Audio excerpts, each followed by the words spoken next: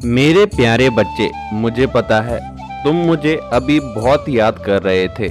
मैं देख रहा हूँ कि तुम दोनों के रिश्तों में बार बार गलतफहमियां खड़ी हो जाती है और यह गलतफहमियां बढ़ती जा रही है। तुम इस बात से बहुत परेशान हो गए हो। मेरे बच्चे, तुम नहीं चाहते कि इस गलतफहमियों के कारण तुम्हारा रिश्ता खराब हो। आज मैं तुम्हें वही कारण बताने आया हूँ जिसकी वजह से यह सब हो रहा है। तुम दोनों के रिश्ते में यह सब होने का कारण तीसरा व्यक्ति है।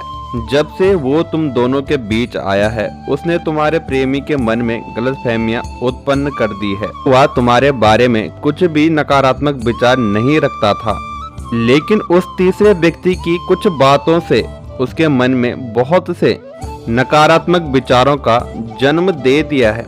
इस कारण वह तुम्हारी बातों को समझ नहीं पा रहा है।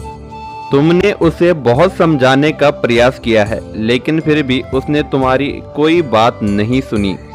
लेकिन तुम चिंता मत करो मेरे बच्चे, क्योंकि अब धीरे धीरे उसे सब समझ आएगा। उसके मन की सारी गलतफहमियां दूर होगी। अब वह समय आ गया है जब उसे इस बात का ज्ञान हो जाएगा कि तुम जो उसे समझाने का प्रयास कर रहे थे वही सही था। तुम उसके लिए सबसे सच्चे साथी हो। तुम जितनी अच्छी तरह से उसे समझते हो और सच्चा स्नेह रखते हो, वह उसे कहीं और नहीं मिल सकता। मेरे बच्चे, तुम दोनों के रिश्तों में दूरियां आने का कारण तुम दोनों नहीं हो। इसका प्रमुख कारण तुम्हारा प्रेमी स्वयं है, क्योंकि वह अपने आप से खुश नहीं है।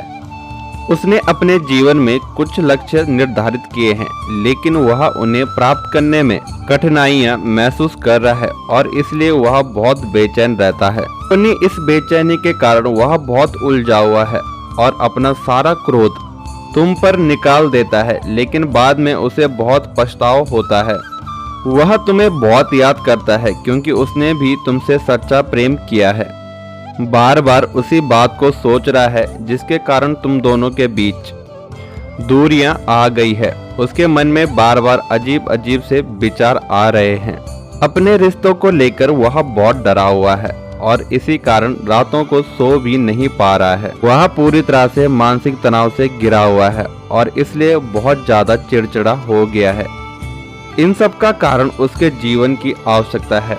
उसने तुम्हें लेकर बहुत से सपने सजाए थे, लेकिन अब उसे ऐसा लग रहा है कि सब कुछ बिगड़ गया है। उसने भविष्य के लिए जैसा सोचा था वैसा कुछ भी नहीं हो रहा है और इस बात ने उसे तोड़ दिया है। इसलिए उसका मन अब कहीं नहीं लगता। वह तुमसे भी बात करने से डरता है और यदि तुम उसे बात करने का प्रयास करते हो तो तुम्हें अनदेखा करता है।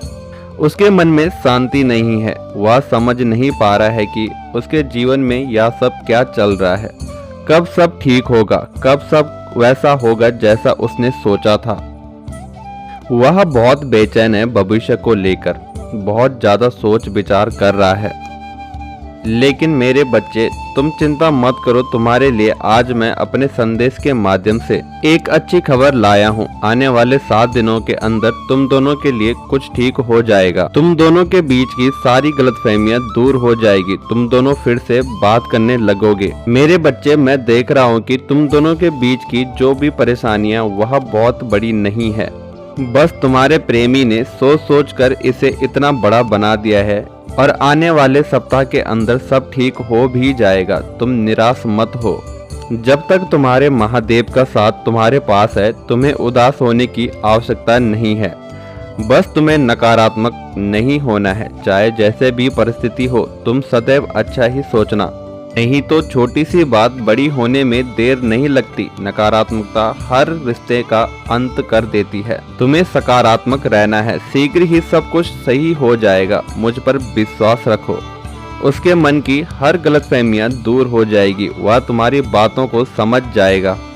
तुम दोनों के बीच सब कुछ पहले जैसा हो जाएगा। तुम्हारा शुभ समय प्रारंभ होने वाला है।